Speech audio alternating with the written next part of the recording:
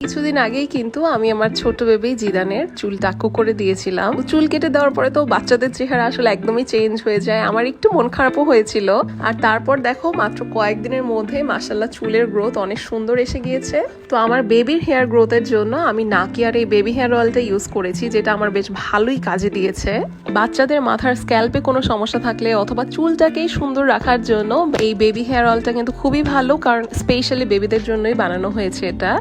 আর সেই সাথে আমার বেবির উপর আমি প্রত্যেকদিন একটা অয়েল অ্যাপ্লাই করি, সেটা হচ্ছে নাকিয়ার এই baby oil for muscles growth অয়েলটা। এটা আমি প্রত্যেকদিন গোসলের আগে এবং ঘুমাতে যাওয়ার আগে সুন্দর করে বডিতে হালকা করে মাসাজ করে দেই।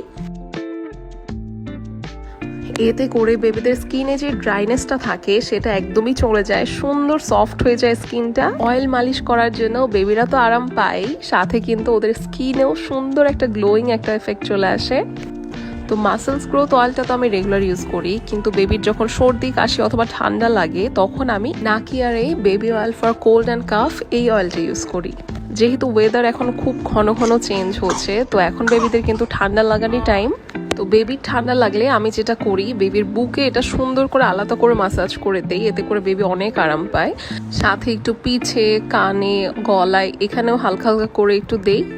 এতে যেহেতু অন্যান্য অয়েলের সাথে সরিষার তেলটাও মিক্স করা আছে, তো দেখা যায় যে বেবির সর্দি কাশিতে এটা বেশ ভালোই হেল্প করে। এই অয়েলগুলা সবই কিন্তু তোমরা পেয়ে যাবা নাকিয়া পেজে, তাদের পেজের স্ক্রিনশট আমি দিয়ে দিচ্ছি। সামনে যেহেতু শীত এসে যাচ্ছে, তো বেবিদের জন্য কিন্তু এই অয়েলগুলা খুবই ইউজফুল। তো আমার আজকের ভিডিওটা এই পর্যন্তই রাখছি, দেখা হবে নেক্সট ভিডিওতে। ততদিনের জন্য আল্লাহ হাফেজ।